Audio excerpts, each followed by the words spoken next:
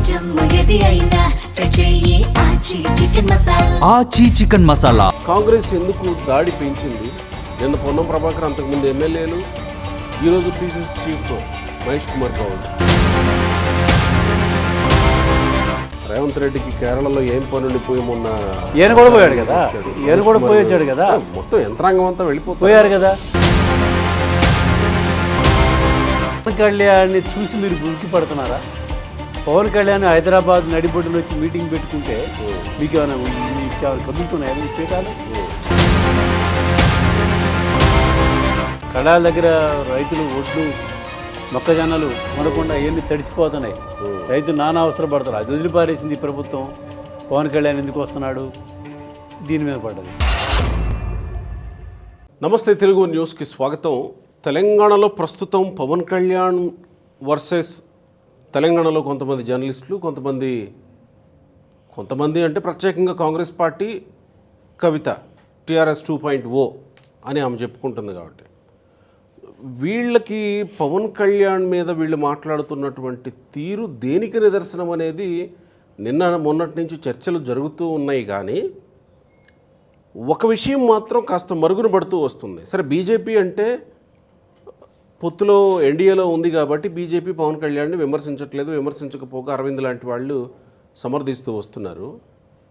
Congress party ఒక TRS 2.0 కవిత మాత్రమే ఈ స్థాయిలో పవన్ కళ్యాణ్ మీద విరుచుకుపడుతున్నారు. కానీ బీఆర్ఎస్ సైలెంట్గా ఉంటుంది.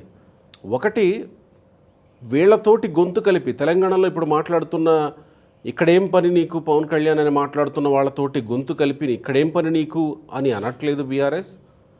పోనీ వీళ్ళని ఖండిస్తూ పవన్ కళ్యాణ్ ఇక్కడ రాజకీయం చేయడానికి ఇబ్బంది ఏముంది, ఎక్కడైనా ఎవరైనా రాజకీయం చేసుకోవచ్చు, పవన్ కళ్యాణ్ని ఆహ్వానిస్తున్నామనో ఏమీ మాట్లాడట్లేదు. బీఆర్ఎస్ మాత్రం మౌనంగా వాళ్ళ పని వాళ్ళు చేసుకుంటూ వెళ్ళిపోతున్నారు.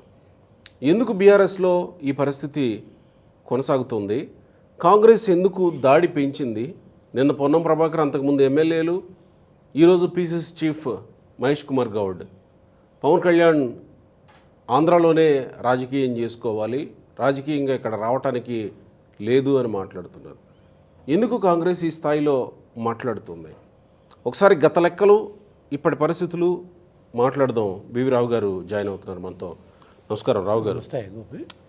మొదట కవిత కాంగ్రెస్ పార్టీ ఎందుకు మాట్లాడుతుందంటే పవన్ కళ్యాణ్ వస్తే ఏదో జరిగిపోతుంది, ఎన్డీఏ వస్తే వీళ్ళకి ఇబ్బంది అవుతుందన్న భయంతో మాట్లాడుతున్నారని మనం ఇప్పటి వరకు మొన్నటి నుంచి జరుగుతున్నటువంటి చర్చల్లో దాదాపుగా సీన్ అర్థమైంది. కూకట్పల్లి ఎన్నికల్లో లాస్ట్ టైం జనసేన క్యాండిడేట్ పోటీ చేస్తే 40,000 ఓట్లు వచ్చాయి కూకట్పల్లిలో. త్వరలో జిహెచ్ఎంసీ ఎలక్షన్స్ రాబోతున్నాయి. సో జనసేన ఇంపాక్ట్ ఉంటుందనేది ప్రస్తుతం అధికారంలో ఉన్నటువంటి పార్టీకి, మేము అధికారంలోకి వస్తున్నామని చెప్తున్న కవిత పార్టీకి, సరే వస్తారా రారా అనేది పక్కన పెడితే అర్థమవుతున్నట్టే కనపడుతుంది. బీఆర్ఎస్ ఎందుకు సైలెంట్గా ఉంటున్నట్టు అనుకోవాలి ఈ విషయంలో ప్రత్యేకంగా? జనరల్గా ఏంటంటే తెలంగాణకి సంబంధించి తెలంగాణ మేధావులకు కానీ తెలంగాణ వాదులకు కానీ ఏ చిన్న నొప్పి తగిలినా కూడా ఇప్పటి వరకు సీరియస్గా రెస్పాండ్ అయిన పార్టీ భారత రాష్ట్ర సమితి బీఆర్ఎస్. అటువంటిది ఈ నాగేశ్వర్ వివాదంలో, నాగేశ్వర్ ఎపిసోడ్లో తెలంగాణలో ఉన్న అందరూ, అన్ని వర్గాలు, అంటే జర్నలిస్టులో ఉన్నటువంటి ఒక వర్గం జర్నలిస్టులు కానివ్వండి, కవిత కానీ, కాంగ్రెస్ ఎమ్మెల్యేలు, చివరికి ఈరోజు కాంగ్రెస్ పార్టీ కూడా నాగేశ్వర్కి మేము అండగా ఉంటామని ప్రకటించేశాడు మహేష్ కుమార్ గౌడ్. అసలు ఆ సమస్య అంతా పరిష్కారం అయిపోయి వివాదం అంతా సమస్య పోతున్న నేపథ్యంలో మహేష్ కుమార్ గౌడ్ వాడు ఆ వ్యవహారాన్ని మళ్ళీ తెరపైకి ఎందుకు తెస్తున్నాడు? నాగేశ్వర్కి మేము అండగా నాగేశ్వర్కి అండగా ఉండడానికి నాగేశ్వర్కి ఏం జరిగింది? ఆయన చెప్పాడు కదా, నన్ను ఎవరు అరెస్ట్ చేయలేదు, నన్ను అరెస్ట్ చేస్తామని చెప్పలేదు, నాకు ఏ పోలీసులు ఫోన్ చేయలేదు, నాకు ఇంతవరకు ఏ సమాచారం లేదు ఆయన చెప్పాడు నాగేశ్వరే. మరి ఎందుకు వీళ్ళు కాంగ్రెస్ పార్టీ వాడు ఆ స్టాండ్ తీసుకుంది అనేది కూడా ఆలోచించాలి విషయం. రెండో అంశం ఏంటంటే బీఆర్ఎస్ అనే పార్టీ ఇంతకుముందు మాట్లాడుకున్నట్టు తెలంగాణ విషయంలో ప్రతి అంశానికి ముందుంటుంది. అంటే తెలంగాణ అంశం ప్రతి అంశానికి, అస్తిత్వానికి సంబంధించి గతంలో కూడా అసలు చంద్రబాబుకి ఏం పని హైదరాబాదులో అని మాట్లాడినటువంటి మాజీ మంత్రులు, మాజీ ఎమ్మెల్యేలు ఉన్నారు. తెలంగాణ నీ వ్యవహారం ఏందో నువ్వు చూసుకొని పోతే ఆంధ్రాలో, తెలంగాణలో నీ వ్యవహారం ఏంటి, నీకు వ్యవహారం ఏంటి అని మాట్లాడిన సందర్భాలు ఉన్నాయి. అట్లనే పవన్ కళ్యాణ్ కూడా కొన్ని సందర్భాల్లో మాట్లాడినటువంటి సందర్భాలు కూడా ఉన్నాయి.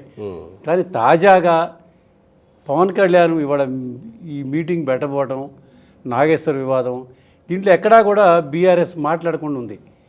అంటే భవిష్యత్తులో ఏమన్నా మరి ఎన్డీఏ కూటమికి ఏమన్నా వెళ్ళే అవకాశాలు ఏమైనా ఉన్నాయా ఏమిటి అనేది కూడా మనం పరిశీలించాల్సిన అవసరం ఉంది. ఎందుకంటే కాంగ్రెస్ పార్టీ ఉలికి పడుతుంది పవన్ కళ్యాణ్ వస్తానంటే. అంటే భవిష్యత్తులో ఉంటే అంటే రాబోయేటువంటి జనరల్ ఎలక్షన్స్ కోసం అయితే ఇప్పుడు కనీసం వాళ్ళ స్టాండ్ ఏంటో కూడా చెప్పకుండా సైలెంట్గా ఉండాలా, లేదా సమీప భవిష్యత్తులో జిహెచ్ఎంసీ ఉన్నాయి కాబట్టి జిహెచ్ఎంసీలోనే కలిసిపోయే అవకాశం ఏమన్నా? జిహెచ్ఎంసీలో కలిసిపోరు, జిహెచ్ఎంసీలు కావు. అసలు భవిష్యత్తులో కూడా కలుస్తారా లేదా అనేది మనం నిర్ధారించలేని అంశం. కాకపోతే ఈ నాగేశ్వర వివాదం అనేది ఒక వ్యక్తికి సంబంధించినటువంటి వివాదం అండి. అది దాని అనవసరంగా రెండు రాష్ట్రాల మధ్య, రెండు పార్టీల మధ్య ఇవన్నీ ఒక వివాదం సృష్టించిందే తప్ప, అంటే ఇక్కడ బీఆర్ఎస్ మెచ్యూర్డ్గా వ్యవహరించింది, కాంగ్రెస్ చిల్లరగా వ్యవహరించింది అనేది మనం భావించాల్సిందే. అనుకోవాలా? భావించాల్సిందే. ఎందుకంటే నాగేశ్వరు ఒక ఊహాలోకంలో ఉన్నటువంటి ఊహను ప్రజెంట్ చేసి నాకు వచ్చిన సమాచారం అంటే జర్నలిజంలో ఏంటంటే సోర్స్ను రివీల్ చేయరు. అది అవసరమైనప్పుడు జడ్జి దగ్గర చేయాల్సి వచ్చినప్పుడే చేస్తారు తప్ప చేయరు. ఒక ఊహాజనితమైనటువంటి ఊహను పెట్టి ఇది చేసిన తర్వాత వాళ్ళు ఉపసంహరించుకోమంటే నేను ఉపసంహరించుకున్నానని కూడా చెప్పాడు ఆయన. ఉపసంహరించుకున్నాడు. ఎందుకు ఉపసంహరించుకోవాలి? మీరు మీకు కరెక్ట్గా ఇన్ఫర్మేషన్ అయితే మీరు ఎందుకు ఉపసంహరించుకోవాలంటే నాగేశ్వరం నేను మీకు అంత పర్ఫెక్ట్ సమాచారం అయినప్పుడు, పక్కాగా ఉన్నప్పుడు, అంత పెద్ద ఆరోపణ చేసిన తర్వాత మీరు ఎందుకు ఉపసంహరించుకున్నారు? అవును అవును అవును. వాళ్ళు రిక్వెస్ట్ చేసినప్పుడు లేదు మీరు నేనేం తప్పు మాట్లాడలేదు, నాకున్న పక్కా సోర్స్ ఇది, అందుకే నేను దానికి స్టాండ్ అయి ఉన్నానని చెప్పొచ్చు. కానీ ఉపసంహరించుకున్నారు ఆయన. ఉపసంహరించుకున్న తర్వాత వివాదం మొదలైంది. అసలు వివాదం మొదలైంది. ఈ వివాదంలో బీఆర్ఎస్ మినహాయిస్తే, బీఆర్ఎస్ తెలంగాణలో కొంతమంది మేధావులు కూడా ఉన్నారు, సొంత మేధావులు కూడా దీని గురించి మాట్లాడలే. కానీ కొంతమంది మీడియా సీనియర్లు, మీడియాలో ఉన్నటువంటి కొంతమంది, కవిత, కాంగ్రెస్ పార్టీ మాత్రమే ఉలికిపడింది ఈ వివాదంలో. నాగేశ్వర్ని ఏదో చేస్తున్నారు, ఆయనేమో నన్నేం చేయటం లేదు, నా మీద అసలు ఏదో కేసు పెట్టారు తప్ప పోలీసు వాళ్ళు కానీ ఇంకోటి కానీ లేదు అనేది ఆయన చెప్పుకుంటాడు. కానీ వీళ్ళంతా దానికి ఉలికిపడి ఒక వివాదాన్ని చెలరేగి దాన్ని రేగొట్టి చేసి ఈ మధ్య దీంట్లో మళ్ళీ ఎన్టీఆర్ విగ్రహావిష్కరణ ఇవన్నీ మిక్స్ చేసి ఇవన్నీ మిక్స్ చేసి ఆంధ్ర వాళ్ళకి ఏం పని తెలంగాణలో అంటే ఒక జాతీయ పార్టీ, కాంగ్రెస్ పార్టీ అనేది ఒక జాతీయ పార్టీ. కవితను బీఆర్ఎస్ లేకపోతే ఇంకో పార్టీ మాట్లాడితే అది వేరు. ఒక జాతీయ పార్టీ కాంగ్రెస్ పార్టీ అధ్యక్షుడు ఎట్లా మాట్లాడుతానండి పవన్ కళ్యాణ్కి తెలంగాణలో ఏం పని అని? రేవంత్ రెడ్డికి కేరళలో ఏం పని ఉండిపోయి మొన్న ఈయన కూడా పోయాడు కదా, ఈయన కూడా పోయి వచ్చాడు కదా, మొత్తం యంత్రాంగం అంతా వెళ్ళిపోయారు కదా. తప్పు కదా అది. ఆ రకమైనటువంటి వైఖరి తీసుకుంటున్నారంటే అంటే ఇది తప్పని తెలిసి తీసుకుంటున్నారు. పవన్ కళ్యాణ్ని చూసి మీరు ఉరికి పడుతున్నారా? పవన్ కళ్యాణ్ హైదరాబాద్ నడిబొడ్డున వచ్చి మీటింగ్ పెట్టుకుంటే మీకేమైనా కదులుతున్నాయా? మీ పీఠాలు కదిలే ప్రమాదం ఉందని మీరు భావిస్తున్నారు? చేసినప్పుడు 40,000 ఓట్లు 16% ఓట్లు వచ్చినాయి. అవి ఏమన్నా మళ్ళీ ఇప్పుడు గత ఎన్నికల్లో కూడా ఏది జూబ్లీస్ ఎన్నికల్లో భారతీయ జనతా పార్టీ వాళ్ళు పవన్ కళ్యాణ్ మద్దతు అడిగారు, ఆయన మద్దతు ప్రకటించారు కూడా. కాకపోతే ప్రచారానికి వస్తారని ఏదో అనారోగ్య కారణాల వల్ల రాలేదని చెప్పారు తప్ప ఆయన ప్రచారానికి వస్తారు. ఆ రోజు మాట్లాడలేదు మరి మీరు. ఆ రోజు పవన్ కళ్యాణ్ ఎట్లా వస్తారు ఎక్కడికైనా మాట్లాడలేదు మీరు కాంగ్రెస్ వాళ్ళు. ఈరోజు ఎందుకు మాట్లాడుతున్నారు మీరు?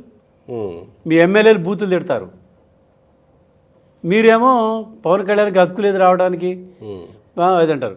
అసలు పవన్ కళ్యాణ్ పర్యటనకి ఒక మాట మరి జూబ్లీ హిల్స్ ఉప ఎన్నికలప్పుడు ఎందుకు మాట్లాడలేదు, ఇప్పుడు ఎందుకు మాట్లాడుతున్నట్టు అనుకోవాలి? అదే నేను అనేది, మనం ప్రశ్నించేది కూడా అదే. మా కాంగ్రెస్ పార్టీ అధ్యక్షుడిని జూబ్లీ హిల్స్ అసెంబ్లీ ఎన్నికల్లో పవన్ కళ్యాణ్ బీజేపీ అభ్యర్థికి మద్దతు ప్రకటించారు.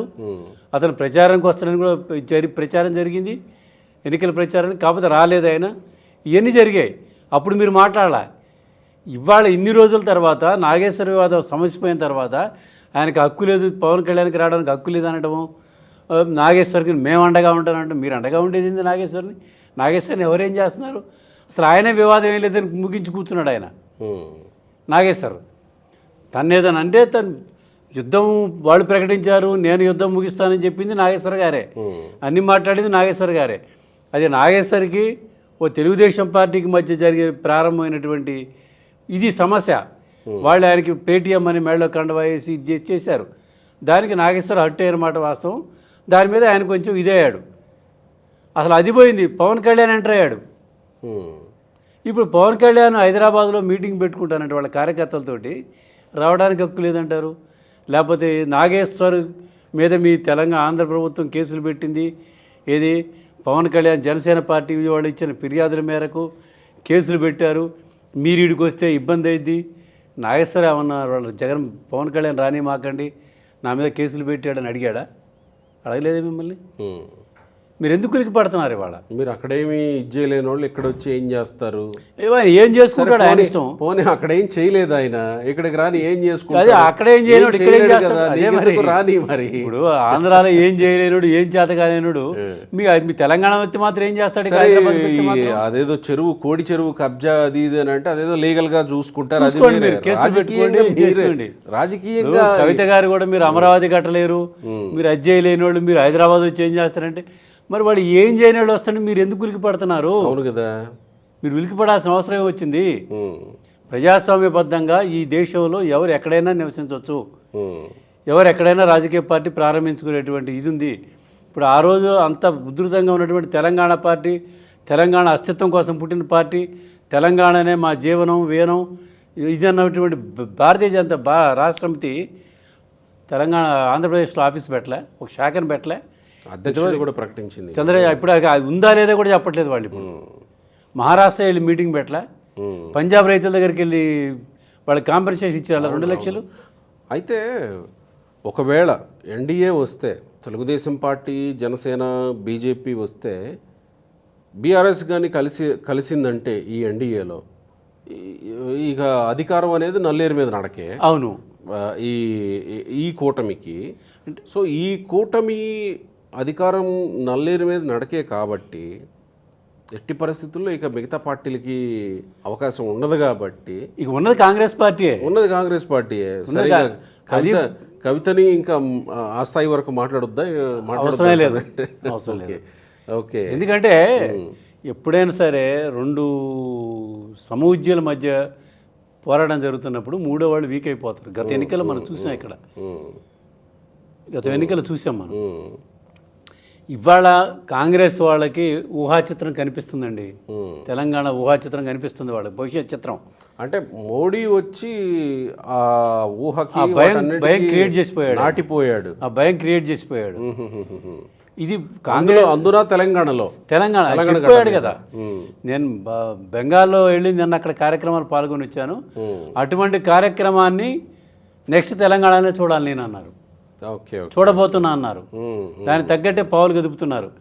బీజేపీ లీడర్స్ని యాక్టివేట్ చేశారు.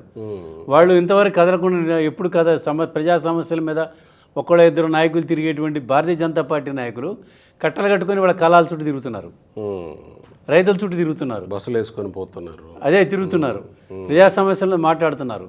ఇవాళ నిన్న రేవంత్ రెడ్డి గారు ఒక విషయం మాట్లాడాడు. దీని గురించి మాట్లాడేటప్పుడు పాలమూరు ఎత్తిపోతల దాని గురించి మాట్లాడేటప్పుడు మేము మహారాష్ట్ర సీఎం మమ్మల్ని స్పందించట్లేదు, మేము లెటర్ రాస్తే అంటే కిషన్ రెడ్డి గారు రావాలి, వచ్చి అతను అపాయింట్మెంట్ ఇప్పించి మాతో మాట్లాడాలి అని డిమాండ్ చేశాడు. ఎవరు? రేవంత్ రెడ్డి గారు. చేస్తే బండి సంజయ్ ఇంతకుముందు ఎక్కడో మాట్లాడారు. రేవంత్ రెడ్డి గారు కిషన్ రెడ్డి గారు నేను వస్తా పదండి మీతో అన్నాడు. అంటే ఆ రాష్ట్రమైనటువంటి గేరప్ చేశారు బీజేపీని. రేపు రాబోయే కార్పొరేషన్ ఎన్నికల్లో భారతీయ జనతా పార్టీ, ఎన్డీఏ కూటమి ఇక్కడ పోటీ చేస్తే ఇబ్బందికర పరిస్థితులు వస్తాయి కాంగ్రెస్ పార్టీకి. అది ఊహించుకొనే అసలే కాంగ్రెస్ పార్టీ అంతంత మాత్రం అర్బన్లో మన ప్రత్యేకంగా హైదరాబాద్ సిటీలో ఇబ్బందికరంగా ఉంది. అది ఏమి వాళ్ళు పైగా ఈ హైడ్రా పెట్టారు, ఈ మూసీ నది, ఇవన్నీ ఉన్నాయి. వీటన్నిటి నేపథ్యంలో ఏమైనా ఇదే తారుమారు అయితే ప్రభుత్వం కష్టం అవుద్ది. అందుకని ముందుగే ఇప్పుడు ఇవన్నీ అరుపులు, ఈ కేకలన్నీ అవసరం లేదండి. ఎవరి పని వాళ్ళు చేసుకొని పోతారు. ఇప్పుడు 2 మాట్లాడుతున్నారు. ఎవరు? కాంగ్రెస్ వాళ్ళు, కవిత గారు. ఆంధ్రాలో ఏం చేయలేదు, ఆంధ్రాలో ఏం చేయట్లేదు, మీరు అక్కడ చేసుకోండి, అక్కడ చేత కావట్లేదు మీకంటే. అక్కడ చేతకానివాడు ఇక్కడేం చేస్తాడు మరి? మీకు ఆ భయం ఎందుకు? ఎస్, ఆ ఉలికిపాటు ఎందుకు? ఆ కాంగ్రెస్ ఎమ్మెల్యేలు కూడా అదే మాట్లాడుతున్నారు. మీరు అమరావతి కట్టుకోలేకపోతున్నారు, లేకపోతే పోలవరం పూర్తి చేసుకోలేకపోతున్నారు, మీరు ఇది చేసుకోలేకపోతే. వాళ్ళు చేసుకోకపోతే వాళ్ళు చేస్తారు, వీడికి వస్తే వాళ్ళు ఏం చేస్తారు? అందుకని ఇవన్నీ గావు కేకలు, అరుపులు, ఏదో ఒకటువంటి బాధ్యత కలిగినటువంటి పార్టీలు కూడా ఈ రకమైనటువంటి వ్యవహారాన్ని సృష్టించి ఒక అలజడిని. కాంగ్రెస్ పార్టీ ఇలా గావు కేకలు పెట్టి మీరు అన్నట్టు తన దీన్ని తాను బయట పెట్టుకుంటున్నట్టు, తగ్గించుకోవడమే కదా. బయట పెట్టుకుంటున్నట్టే. పైగా ఇంకోటి మీరు గుర్తుపెట్టుకోండి, రేవంత్ రెడ్డి గారు ఎక్కడ మాట్లాడలా దీని గురించి, ముఖ్యమంత్రి గారు ఎక్కడ మాట్లాడలా. మరి వాళ్ళు పీసీసీ ప్రెసిడెంట్ ఎందుకు మాట్లాడారో అర్థం కావట్లా. పొన్నం ప్రభాకర్ గారు మాట్లాడాడంటే కాంగ్రెస్ స్టాండ్ అన్నట్టు అవుతుంది. మరి రేవంత్ రెడ్డి గారు ఎట్లా రియాక్ట్ అవుతారో చూడాలి. ఫస్ట్ ఎమ్మెల్యేలు రియాక్ట్ అయ్యారు, తర్వాత మంత్రి రియాక్ట్ అయ్యాడు, ఇవాళ పీసీ ప్రెసిడెంట్ రియాక్ట్ అయ్యాడు. అంటే వాళ్ళు ఎసురు పెట్టుకుంటున్నారు. మరి దీనికి తగ్గట్టుగా పవన్ కళ్యాణ్ గారు సాయంత్రం 4:30 నుంచి 5 గంటల వరకు, 5:30 వరకు నేను జూబ్లీహిల్స్లో మా ఇంట్లో ప్రెస్ మీట్ పెట్టుకుంటున్నాను నేను. మరి దీన్ని కూడా అడ్డుకుంటారేమో చూద్దామన్నాడు ఆయన. మరి దాన్ని కూడా అడ్డుకున్నారనుకో మరి అడుగు జారిపోయినట్టు, కాస్త అవకాశం ఇచ్చినట్టే, అడుగు జారిపోయినట్టే కాంగ్రెస్ పరిస్థితి, అడుగు జారుతున్నట్టే. అంటే ఈ మొత్తాన్ని, ఈ గొడవలన్నింటినీ, ఈ వివాదాలు, నాగేశ్వర వివాదంలో బీఆర్ఎస్ మౌనం వహించింది, పవన్ కళ్యాణ్ విషయంలో మౌనం వహిస్తుంది. అంటే అది మౌనం వహించడం అంటే రావద్దు పెట్టవద్దు అని చెప్పేదానికి లేదు. వాళ్ళు కొంచెం విచక్షణతోటే వ్యవహరిస్తున్నారు బీఆర్ఎస్. వివేచనతోటే అన్నీ కూడా విచక్షణ వివేచన రెండు కూడా. మన సమస్యలు మనకున్న, ఈ సమస్యలు తెచ్చుకుంటే డైవర్ట్ చేస్తున్నారనే ఇది కూడా ఉంటుంది కదా. కళాల దగ్గర రైతులు ఒడ్లు, మొక్కజొన్నలు కొనకుండా అవన్నీ తడిచిపోతున్నాయి, రైతులు నానా అవసరం పడతారు. అది వదిలిపారేసింది ఈ ప్రభుత్వం. పవన్ కళ్యాణ్ ఎందుకు వస్తున్నాడు? దీని మీద పడ్డది.